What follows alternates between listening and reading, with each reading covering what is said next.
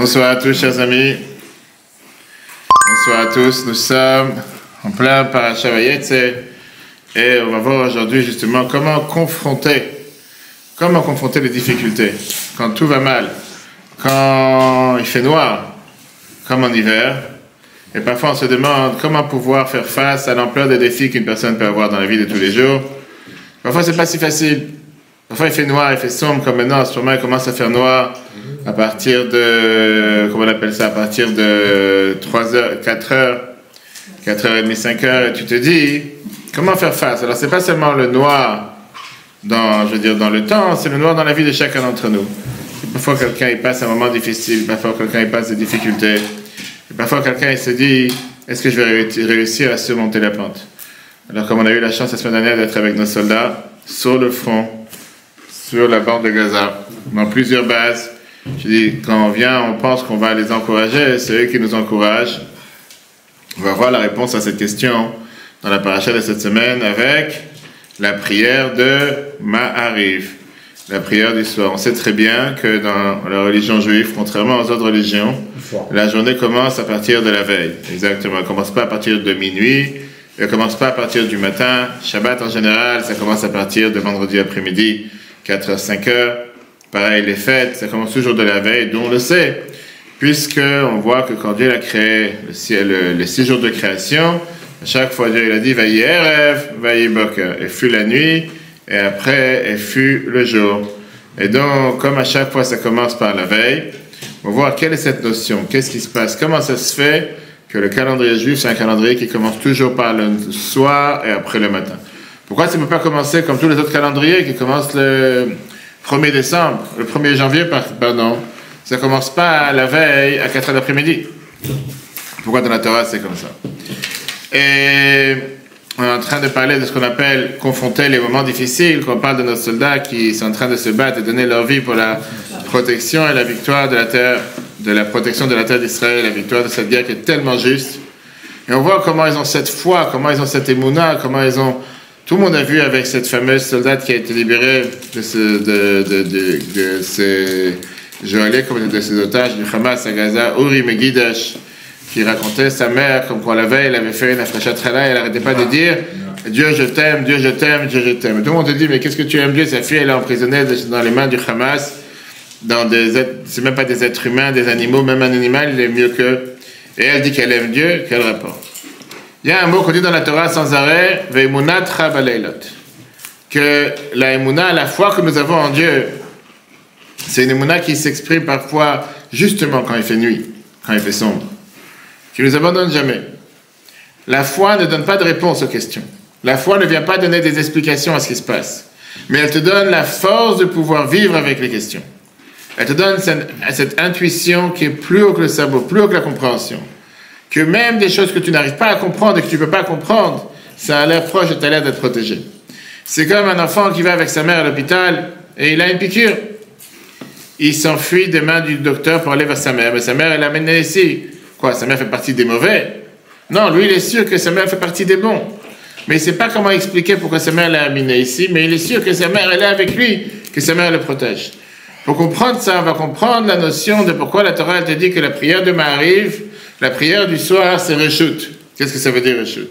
C'est pas aussi obligatoire, bien sûr qu'aujourd'hui elle est obligatoire comme les autres de prière, mais on dit, les Chachamim avaient dit au départ que ça n'a pas le même force et le même engagement que la prière du matin et la prière de l'après-midi. Par exemple, on sait très bien qu'il n'y a pas de répétition de la Hamida dans la prière du soir. On a répétition de la Hamida dans la prière du matin, la prière d'après-midi, mais pas le soir. On sait aussi on peut faire la prière du soir avant l'heure. En général, c'est à partir de la tombée de la nuit, mais on peut la prier aussi à partir du coucher du soleil. Le matin, ça n'existe pas une chose pareille. Quand si je me réveille avant le lever du jour, on peut dire tu peux prier 1 heure avant le lever du jour. Non, prière du matin, c'est à partir du lever du jour. Même si on sait que Rambam Maïmonide nous dit qu'au final, la prière du soir, Israël qui bloua le chova, on l'a accepté comme une obligation. Néanmoins, il faut essayer de comprendre qu'est-ce qui se cache derrière cette prière du soir. Et la réponse est la question générale, puisqu'on a dit que dans le calendrier juif, tout commence par la nuit. Comment ça se fait qu'Abraham, le premier patriarche, il a instauré la prière de Shacharit, du matin. Il aurait dû instaurer la prière du soir. Et Yaakov aurait dû instaurer la prière de Mincha. Et là, on va voir justement. Qu'est-ce que ça veut dire Ma'ariv? Qu'est-ce que ça veut dire le soir? La prière du soir, c'est une prière qu'on aurait préféré qu'elle ne soit pas mise en place. C'est la prière de l'obscurité. C'est le cri de Yaakov face au chaos qui se passe dans sa vie. Dans ces moments dans lesquels il risque de tout perdre. Dans ces moments dans lesquels il risque même de perdre la foi qu'il a en lui-même. Et dans l'ordre de la vie de tous les jours, il s'appuie sur Dieu, sur le seul et unique qui peut s'appuyer en cas de difficulté. Il n'y a plus personne sur qui s'appuyer.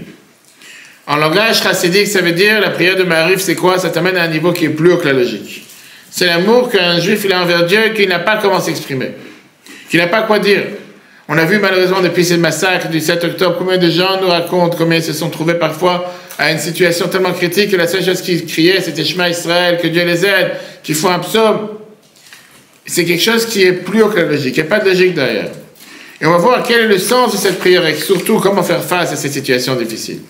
Parce que la paracha de Vayetze, dans laquelle on a commencé cette semaine, c'est une paracha qui est très spéciale du fait qu'elle est totalement fermée. Qu'est-ce que ça veut dire fermée? C'est un chapitre, du début à la fin. Du premier verset au dernier verset, il n'y a pas d'interruption. En règle générale, on sait très bien que les parachutes sont coupés en différents chapitres, en différents sidrotes, et au final, c'est des divisions qui existent dans la paracha, qui sont faits que parfois, vous voyez dans le Chumash, il y a un samer ou un p. C'est les stuma ou ptucha, ouverte ou fermée. Le Sefer Torah tout court a 669 unités. Certains d'entre eux sont ouverts, certains sont fermés. Qu'est-ce que ça veut dire ouvert ou fermé?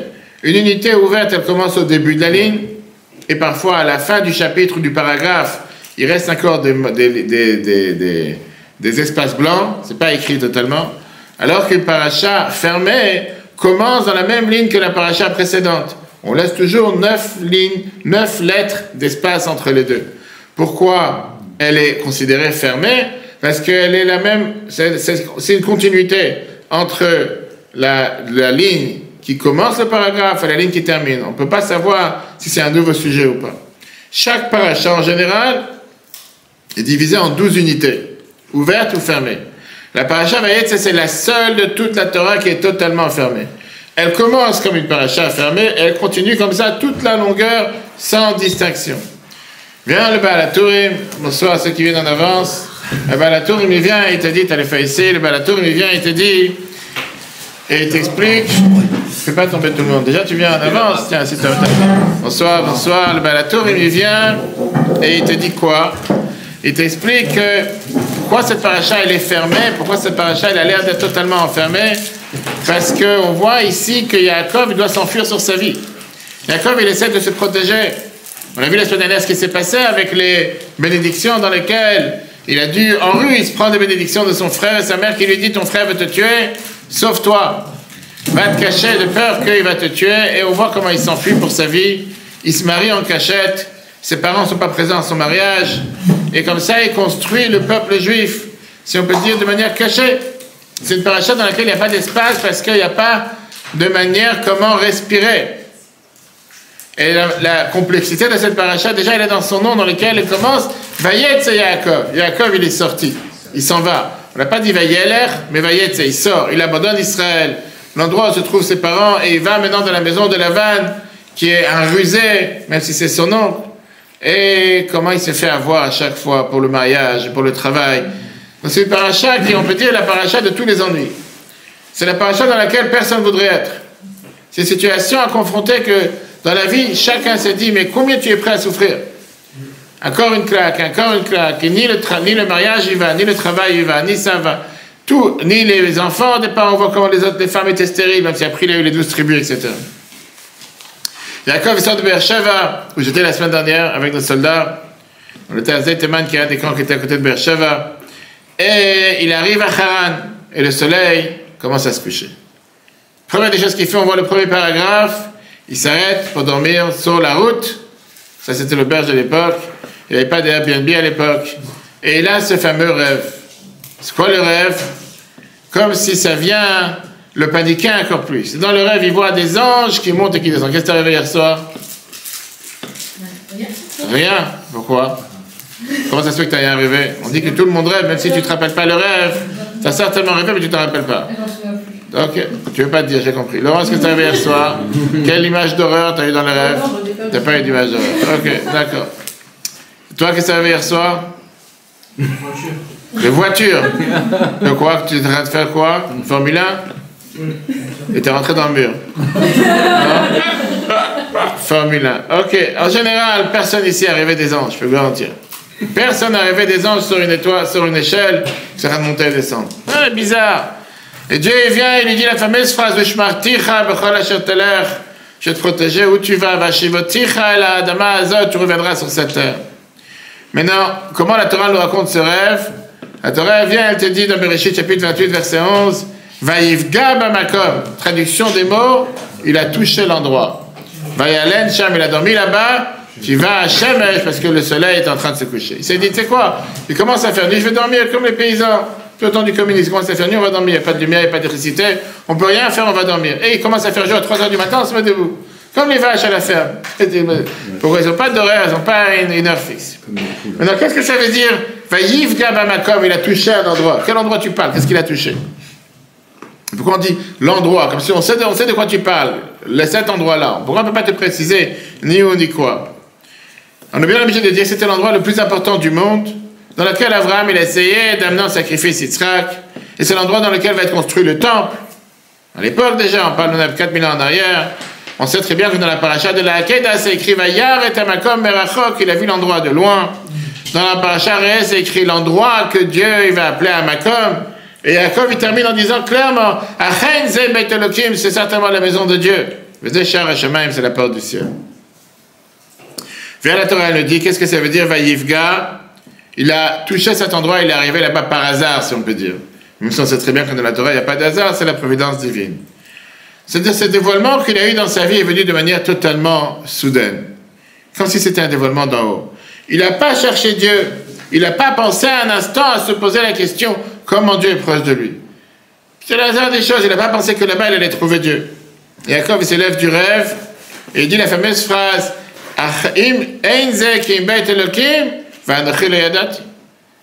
ça a l'air d'être la maison de Dieu, je ne suis pas au courant. Je ne pensais pas que même dans un endroit pareil, j'allais rencontrer Dieu. Je ne pensais pas que même dans le fin fond du puits, j'allais rencontrer une lueur de lumière. Je pensais que si je tombais dans un puits, il n'y a pas d'espoir. Deuxièmement, le mot quand on dit Bgia, toucher, c'est plutôt une rencontre intime, de prière. C'est comme quelqu'un qui se rapproche de quelqu'un pour le toucher. Yaakov, il touche Dieu avec cette prière profonde. Rabbi Yosef Bechorshor était dit que la tfila, elle n'était pas là en venant, il n'est pas venu là-bas pour prier. Mais à cause du rêve, ou grâce au rêve qu'il a vu avec ces anges qui montent et qui descendent, et ce dévoilement qu'il a eu là-bas, là, il se réveille avec cette prière en disant « Veshafti beshalom el beit avi » je retournerai dans la maison de mon père en paix, Vaya Hashem l'île Elohim, et Dieu sera mon Dieu. Maintenant, quelque chose qui n'est pas clair. Depuis quand on prie la nuit? Qui a prié la nuit jusqu'à présent? Pour l'instant, les seules prières qu'on sait, c'est Abraham et Yitzhak, c'était la prière de l'après-midi, la prière du matin. Personne n'est au courant, personne n'a parlé jusqu'à présent à Dieu dans la nuit. Yaakov était censé attendre jusqu'au matin pour prier. On n'a jamais entendu parler que quelqu'un, il prie pendant la nuit. De là, les Chachamim apprennent de cette phrase qu'on vient de voir au début de la paracha, Yaakov, Tiken, Filash, Lishit, Yaakov est celui qui a enseigné, qui a instauré la troisième prière, la prière de la nuit. Ça veut dire que la prière du soir a été instaurée depuis le départ comme au passage, comme si elle n'aurait pas dû être, comme si c'était une réponse face à un dévoilement étonnant qui est tombé sur Yaakov dans cette obscurité totale. Il ne s'était pas du tout préparé. Et vient la Mishnah dans Brachot, chapitre 27, verset 2, page 2, elle te met ici une bombe. Elle te dit, Rabban Gamliel, elle te dit, Tfilat Arvit Chova, Rabbi Yeshua te dit Reshut. Prière du soir, c'est obligatoire. Rabbi Yeshua te dit non, c'est pas obligatoire. Viens Rambam dans les lois, Maïmonide dans les lois de prière, chapitre 1 à la 8, te dit que la prière du soir, elle n'est pas aussi obligatoire que le matin et l'après-midi. Et néanmoins, le peuple juif l'a pris sur lui de le faire rendre obligatoire comme tout le reste. Mais il y a quand même des différences. Ça veut dire, malgré que les trois prières viennent de la même source, les trois patriarches qui l'ont instauré, néanmoins il y a une différence entre les trois. La première et la deuxième, elle est considérée comme obligatoire. La troisième, c'est plutôt considéré comme bénévole, un don quelque chose qui n'est pas obligatoire. Néanmoins, le peuple juif l'a pris ce rôle de le faire. C'est sûr qu'aujourd'hui, on n'a pas de différence. On a le devoir de prier 3 prières pour les hommes sans distinction.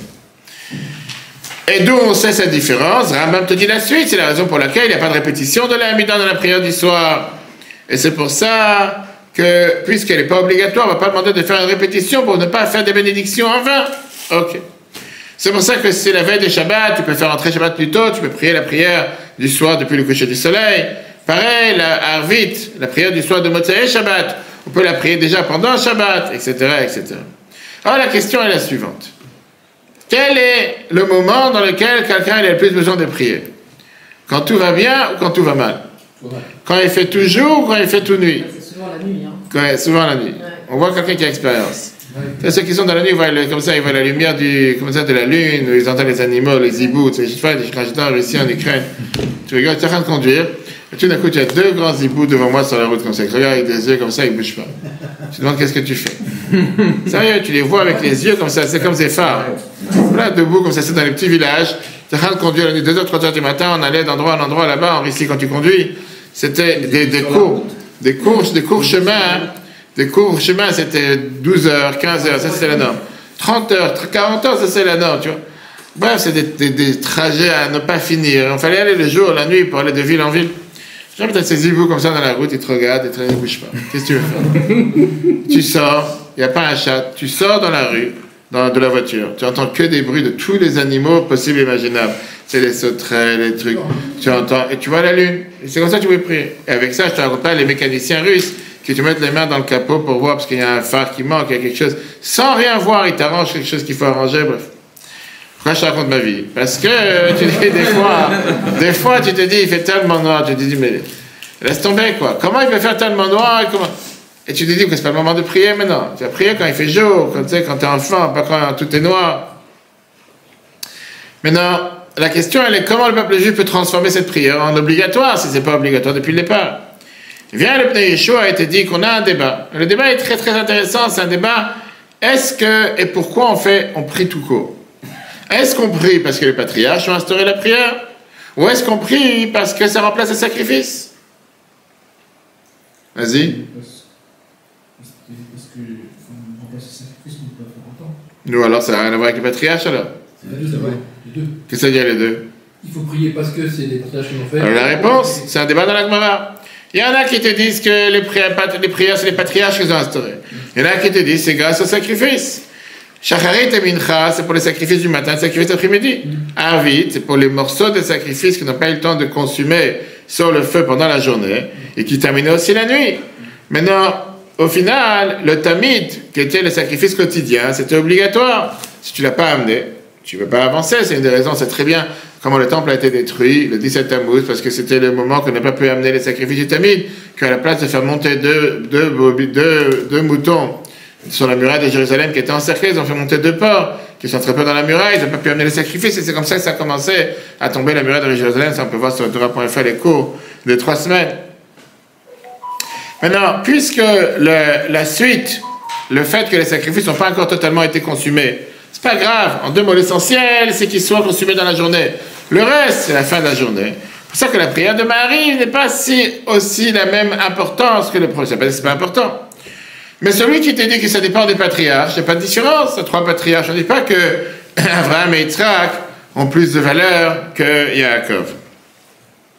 Maintenant, la réalité, elle est qu'au final, quand tu vas me dire quelle différence si tu pries pour telle raison ou pour telle raison, on sait très bien que depuis le départ, les patriarches ont considéré la prière de Marie comme secondaire par rapport aux premières. Et c'est la raison pour laquelle Abraham a instauré la prière de Shacharit. Alors que si jamais Arvit aurait été avec la même importance que Shacharit, il aurait instauré la prière d'Arvit, puisque la journée commence depuis la nuit et pas depuis le lendemain. Alors, la question, comme j'ai dit tout à l'heure, pourquoi la nuit est moins important et moins considérée comme temps de prière? Et c'est le peuple juif qui a décidé de le considérer avec un temps de prière important. Et pourquoi Abraham, il s'est dit, il vaut mieux commencer à instaurer la prière le matin et pas le soir? On va voir ici aujourd'hui une explication d'Hichem et Shmuel, qui a écrit le Shmuel Borenstein de Sochatchev, un des plus grands maîtres de la Chassidut en Pologne, le petit-fils du rabbi de Kotsk. Et c'est tellement en phase avec ce que le rabbi nous explique à chaque fois pour savoir Comment surmonter, comment faire face aux défis auxquels on est confronté tous les jours. Environ il y a 200 ans. D'accord? Environ il y a 200 ans. Environ. On était là-bas à l'époque, dans la cour. Torah, elle vient, elle te dit, il y a un mot qui dérange. Le mot qui dérange, c'est Vayifga Bamakom. Vayifga, c'est pas un mot normal. Même si on sait très bien qu'à chaque fois que la Torah emploie ce mot, c'est pour parler de prière.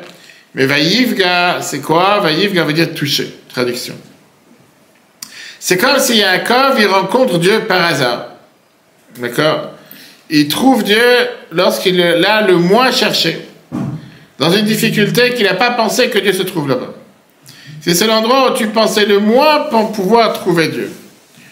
En général, tu te rencontres Dieu quand tout va bien, salaire, récompense.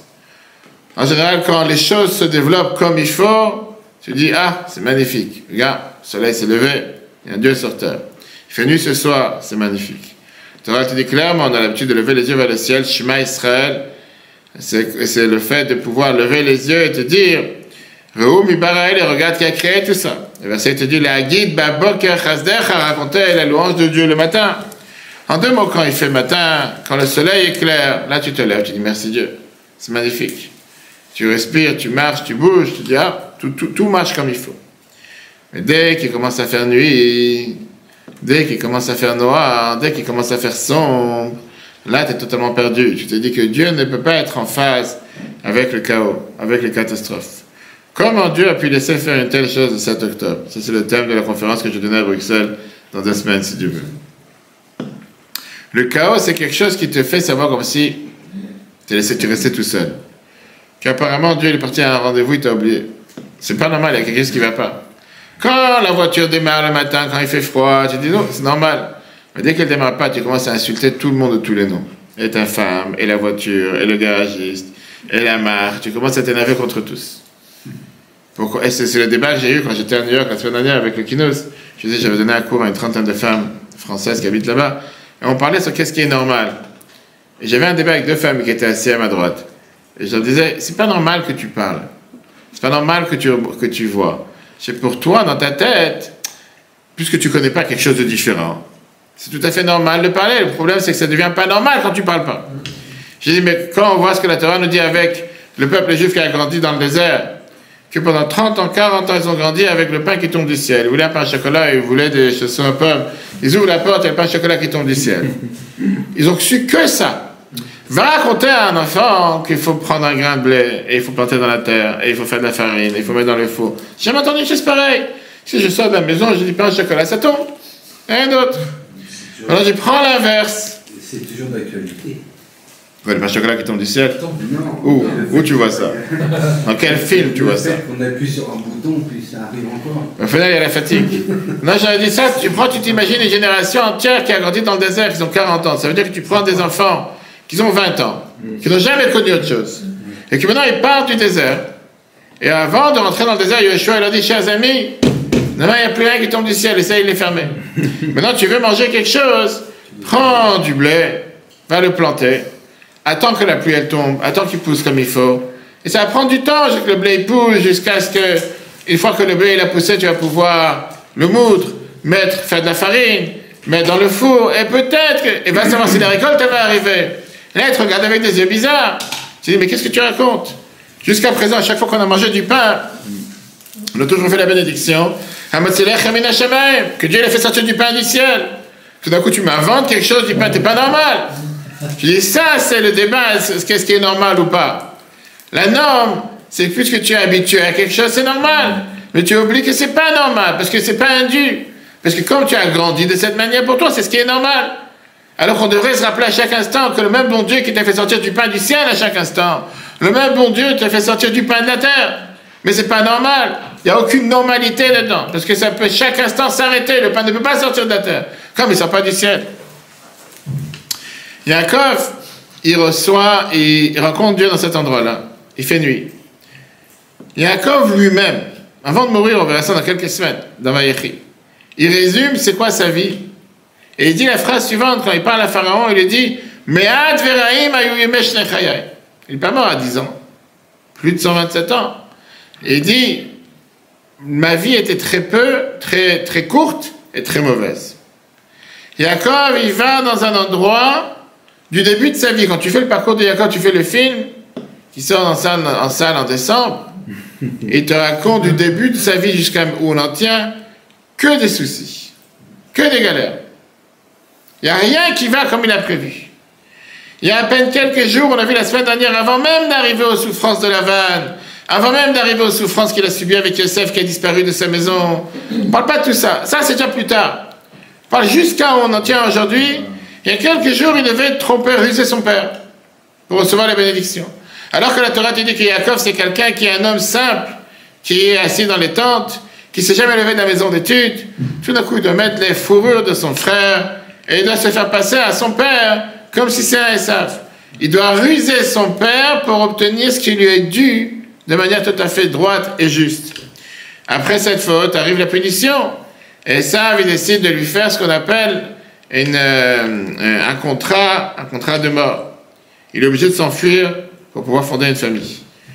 Ça veut dire quoi? On réfléchit dans le contexte d'aujourd'hui. Les bénédictions, il les reçoit par ruse, et au final, c'est les bonnes personnes qui doivent s'enfuir du mauvais. Combien on a ça dans la vie de tous les jours? Celui qui n'a rien fait, celui qui se défend, il doit se défendre. Pourquoi il se défend? Pourquoi tu n'es pas là en train de subir? C'est le violeur la victime. C'est pas la violée la victime. C'est celui qui se défend qui est pas normal. Pourquoi? Parce que tu es arrivé en plein milieu du film. Tu n'as pas vu ce qui s'est passé avant. Tu n'as pas le droit de te défendre. La Torah continue que Yaakov était tellement brisé qu'il s'est dit, tu sais quoi? Laisse tomber. Il n'y a aucun espoir sur terre. Le Shem Shmuel te ramène à Midrash en disant que Yaakov, il a demandé à Dieu qu'il n'arrive pas, qu'il dans la route où il arrive, quand il avance, qu'il n'a pas transgressé les 3 plus pires transgressions. Parce qu'il s'est dit que tromper l'autre, c'est comme verser le sang de l'autre. Et il s'est dit qu'au final, c'est moi qui est coupable d'avoir fait en sorte que Esav veut maintenant se venger, veut me tuer. C'est quand tu as affaire avec un manipulateur, il est tellement fort, c'est qu'il te fait prendre conscience que c'est toi qui es fautif. C'est lui qui est fautif. Et dans le moment le plus noir, il rencontre le bon Dieu. Et là, il rencontre le bon Dieu. Pas seulement il rencontre à la porte du ciel. Et ça, c'est l'expérience la plus belle qu'il s'est jamais rencontrée jusqu'à présent. Dieu, il se dévoile à lui, il dit, c'est quoi? C'est moi qui ai créé ce noir. C'est moi qui ai créé cette obscurité. C'est pas que l'obscurité, elle existe de nulle part. C'est vrai que j'ai créé l'obscurité. Mais qu'est-ce qu'on dit tous les jours dans la prière? Qu'est-ce qu'on dit tous les matins? Yotzeror, Ouvoré. Bravo. Bravo. Ça veut dire quoi? Je crée la lumière et c'est moi qui ai créé l'obscurité. Pas perdre la tête. C'est moi aussi qui ai créé le noir. Le noir n'est pas une création parce que Dieu a disparu, parce qu'il est parti, je ne sais pas, sur quelle plage, en train de bronzer. Et au final, ça fait partie de mon système, ça fait partie aussi de mon amour envers chacun. Et là, Yaakov s'est dit, ah, c'est toi aussi qui as créé le noir, alors je vais faire une prière de l'obscurité. Et là, il commence à créer cette nouvelle romance, cette nouvelle relation entre Dieu et lui, par ça qu'il dit, Ve'emunah travaille l'autre, qu'on dit dans la prière tous les soirs, la foi dans la nuit. Il n'y a pas de logique, il n'y a pas d'explication. C'est juste qu'un enfant, il s'attrape dans le tablier de sa mère. Pas parce qu'il pense que sa mère va lui faire du mal, au contraire. Il ne comprend pas pourquoi, il ne sait pas comment l'expliquer, mais il sait que sa mère va le protéger. Parce que la émouna, justement, la foi ne vient pas donner de réponse. C'est pas parce que je crois en Dieu que j'ai les réponses à tout. La foi, c'est l'intuition qui est plus haut que la logique, qui sent qu'il y a un plan à cette planète. Mais je n'ai pas la réponse pourquoi. Et je ne suis pas intéressé à avoir un pourquoi. Je ne suis pas intéressé à avoir une réponse pourquoi tel et tel malheur se passe. Et celui qui pense qu'il a la réponse, il faut qu'il change de planète. On n'a pas la réponse. On n'est pas censé avoir la réponse. Mais à aucun instant penser que Dieu nous abandonne. Ça, c'est le cadeau que Yaakov lui a donné. Et c'est pas pour rien que nous sommes appelés les béné Israël. Pourquoi béné Israël, les enfants de Yaakov? Abraham, il a appris la prière de Shacharit. Abraham, il a vécu tellement proche de Dieu. Toute sa vie, elle était orchestrée, tout marchait comme il fallait. Les batteries tombent jamais en panne. L'électricité, elle saute jamais. Le bois, il s'est jamais coupé en deux. Alors oui, il a eu des épreuves, on ne va pas dire qu'il n'a pas eu d'épreuves. Mais c'est que Dieu le dirige chaque pas. Dieu l'amène vers chaque Dieu le donne un plan de route. Il sait qu'il a un Waze avec différentes étapes à s'arrêter, mais la destination, elle est claire. Yitzhak, il fait mincha, prière de l'après-midi. Parce qu'il a la continuité. Il va dans le chemin de son père. Et il appelle les différents puits qu'on a vu la semaine dernière dans la paracha sur le nom que son père a donné. Et Yaakov, il vient et construit ici un nouveau plan. Un plan qu'on n'a pas connu jusqu'à maintenant. Un plan qu'on n'a pas voulu connaître. Un plan dans lequel il était dit que la foi, elle est quand il fait nuit. Il va dans l'obscurité, mais il s'attrape avec la foi. Il ne sait pas où il va. Il ne sait pas comment il va s'en sortir. Point de vue amoureux, point de vue travail, point de vue survie. Il doit s'enfuir pour sa vie. Quel fou sur terre doit s'enfuir sur le conseil de sa mère qui l'a mis dans l'embarras? On se rappelle la semaine dernière, qu'est-ce qu'elle lui a dit? Quand elle a dit, mais il va m'arriver les plus grands malheurs, qu'est-ce qu'elle lui a dit? Allah et qu'il est là, très béni. La malédiction, elle est sur moi. Facile à dire. Au final, c'est qui doit s'enfuir? C'est lui qui s'enfuit. Rappelle-moi, à la fin, je vais rencontrer une histoire. Le Shem Ishmael, il vient et te dit ce qu'on vient de voir, en te disant que ça, c'est la raison pourquoi, malgré le chaos, malgré la difficulté, malgré le noir, malgré l'obscurité, Yaakov, il sait qu'il ne faut pas perdre la foi. Que ça, c'est la seule chose qui va te faire sauver. Ça, c'est la seule chose qui va te faire tenir. Ça, c'est la seule chose qui va te faire passer ce qui paraît impassable, ce qui paraît comme insurmontable. Elie Wiesel, fameux prix Nobel de la paix, quand il avait 14 ans, il a dit que Dieu efface leur nom. Ils sont arrivés à sa ville, Seagate. Sa mère et sa sœur ont été tuées tout de suite. Et lui et son père, ils ont été envoyés dans des camps de concentration, camps de travaux forcés à Auschwitz. Et il a vu son père qui était fort, qui était robuste, il avait une épicerie, comme quoi il est en train de s'amoindrir, il est en train de devenir de plus en plus faible. À la fin de la guerre, son père, il a eu une infection dans l'estomac. Et quand il a dit à Élie, rapproche-toi du lit, de la planche, le lit, pour m'aider, le nazi, il a entendu sa voix, il a frappé avec des coups sans fin, et comme ça, il est mort. Dans un de ses livres, Le test de Dieu, The Trial of God, Elie Wiesel raconte. Il raconte une expérience qu'il a eue dans ces jours-là. Il a rencontré là-bas un homme fort, un prof au Talmud de son passé, qui apprenait la Gemara. Et il se rappelait de temps en temps des paragraphes de Gemara qu'ils avaient appris ensemble par cœur, en dormant sur les planches de bois dans la baraque. Un soir, le prof, il appelle dans un autre bloc dans le camp, étaient assis là-bas 3 juifs pour faire ce qu'on appelle un jugement céleste face à Dieu. Pour juger Dieu. Un digne Torah, mais contre Dieu. Pour prendre Dieu en jugement pour les malheurs qu'il a laissé faire dans ce monde. Comment Dieu il a pu laisser de tels malheurs se passer dans son monde?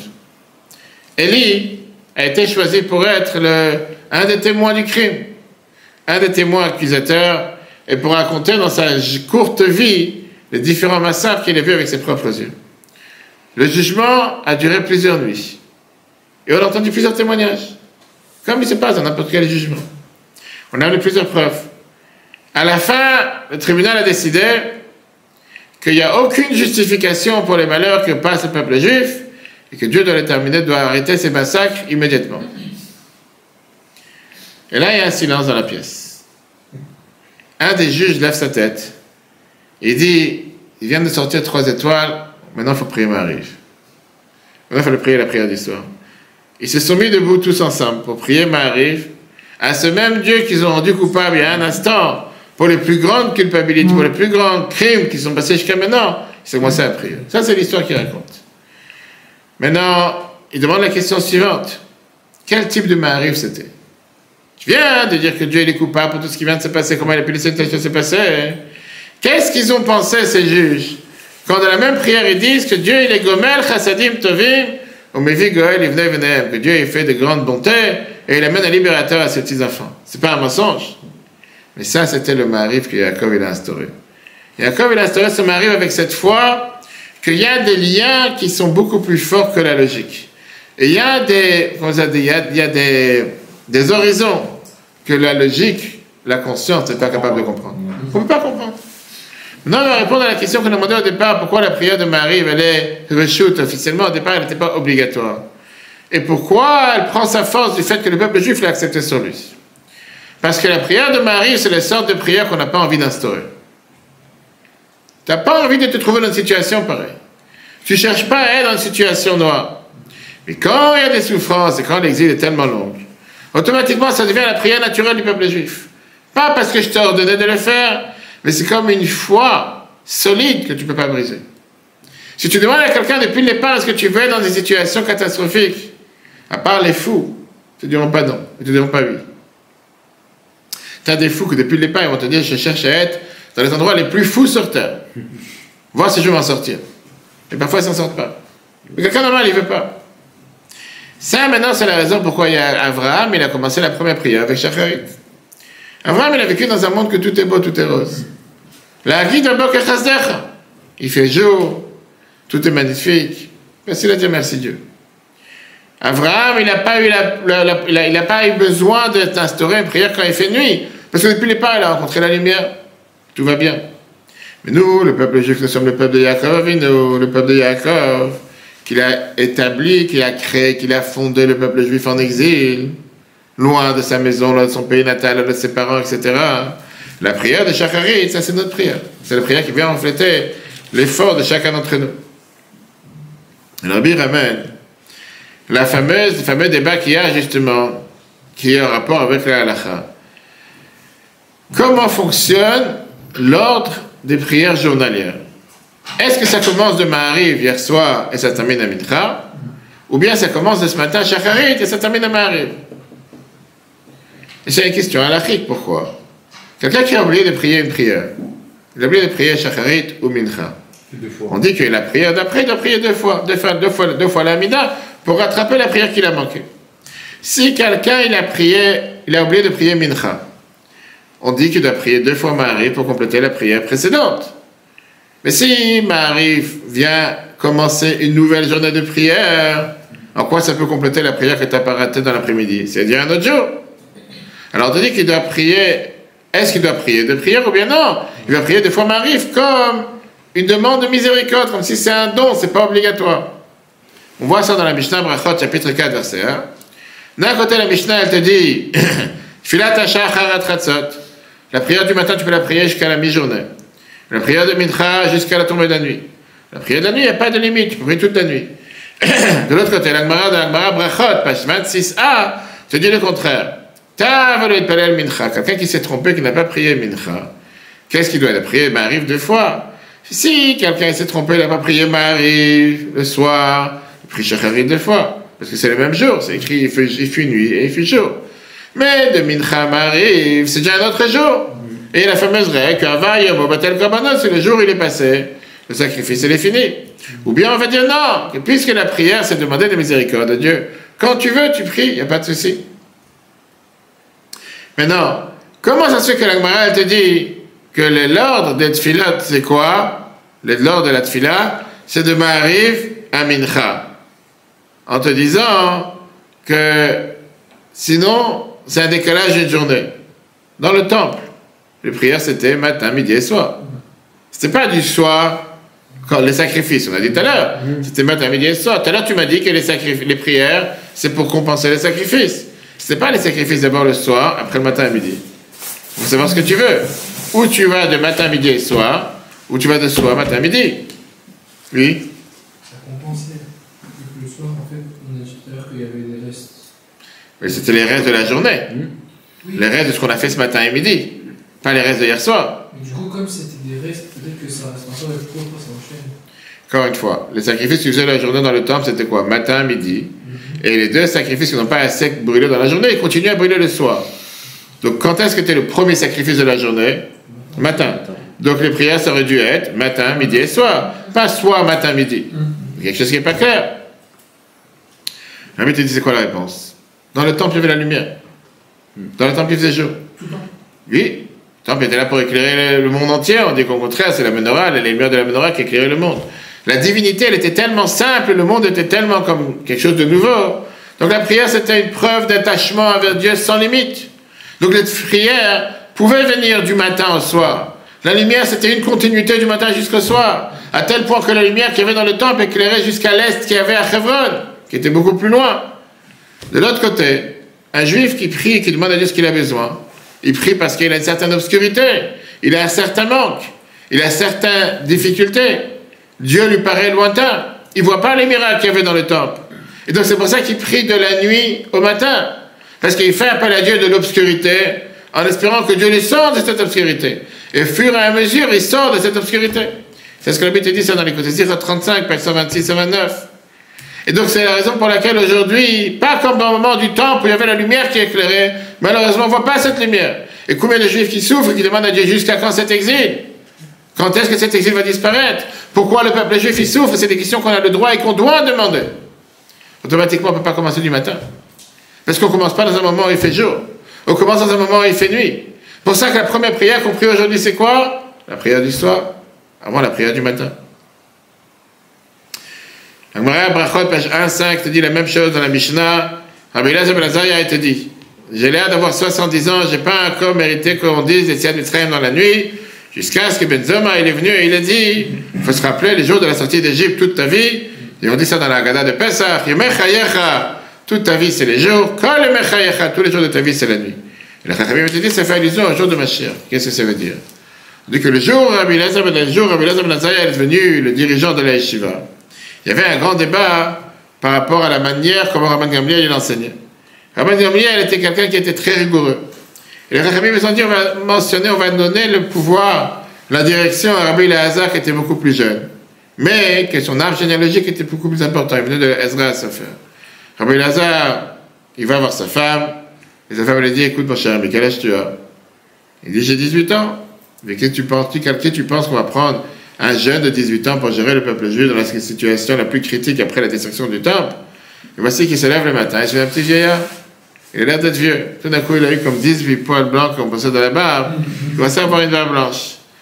Alors, beaucoup pensent que parce que tu as une barbe blanche, tu peux être un grand rabbin. C'est ce que les gens imaginent aujourd'hui. Tu sais. Mais ça, c'était le signe que quoi? Elle lui a dit que ce que tu sais, quand tu as 18 ans, beaucoup ne savent pas quand ils ont 80 ans. Rabbi Elazar vient te dire, Réanik et Ben Chivichena, il parle au jour qu'il a eu ce miracle. Mais en train de dire que le fait que je suis un dirigeant devant vous parce que j'ai eu ce miracle du ciel, ça montre que Dieu m'a choisi. Néanmoins, je n'ai pas mérité de pouvoir parler de la sortie d'Égypte dans la nuit, qui veut dire lire la paracha du soir quand il fait encore nuit, quand il fait encore sombre, jusqu'à ce que Ben Zoma il est venu et lui a dit, rappelle-toi qu'on fait la prière du soir aussi quand il fait sombre, aussi quand il fait nuit. La question elle est quoi? Tu penses vraiment que le grand souci que a Rabbi Elazar c'est quoi? Parce qu'il n'a pas des poils blancs. Ça les dérange, c'est dans 2 mois, c'est pas ce que tu comptes qu'il y a dans la tête. Aujourd'hui, on va te dire que tu vas prendre un dirigeant à l'Élysée seulement s'il a des poils blancs. S'il a des poils blancs, ça ne vaut pas la tête. On parle maintenant après ce qu'il y a eu les rebelles contre le peuple juif. Le temple a été détruit, Jérusalem est en flammes. Rabban Gamliel, il est mis de côté. Alors, le seul problème qui se pose, mais je n'ai pas mentionné la sortie d'Égypte la nuit, hier soir, j'ai dû attendre le matin pour qu'il devienne considéré comme quelqu'un de vieux. C'était pas seulement hier soir, en 2 mois, il a commencé son règne à mi-journée, une fois qu'il fait jour, pas la nuit. Rabbi a donné ça une explication merveilleuse en janvier 1992. Il a dit que c'était la période la plus noire du peuple juif. Une période dans laquelle le peuple juif était totalement brisé, totalement massacré, totalement désespéré. Il n'y avait pas d'espoir. Maintenant, c'est le moment de nommer quelqu'un de nouveau. Est-ce qu'il y aura encore des Juifs dans le monde dans 50 ans? C'était un moment tellement noir que les gens se disaient, c'est fini, il n'y aura plus de Juifs. Rabbi Elazar, il s'est demandé la question, est-ce que ça vaut la peine de rappeler la sortie d'Égypte quand il fait nuit?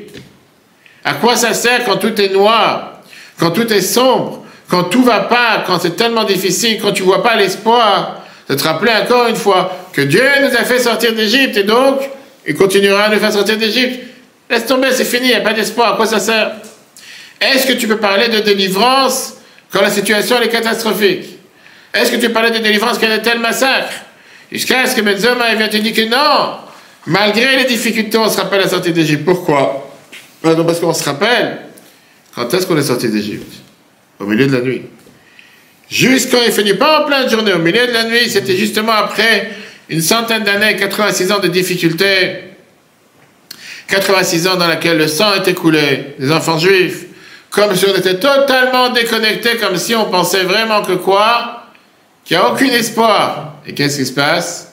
Tout d'un coup, Dieu il frappe les premiers-nés et on sort d'Égypte. Même en pyjama, ils ne sont pas sortis. Pharaon est venu te voir en pyjama pour demander, je vous en supplie, partez, il n'y a pas une maison, il n'y a pas un mort.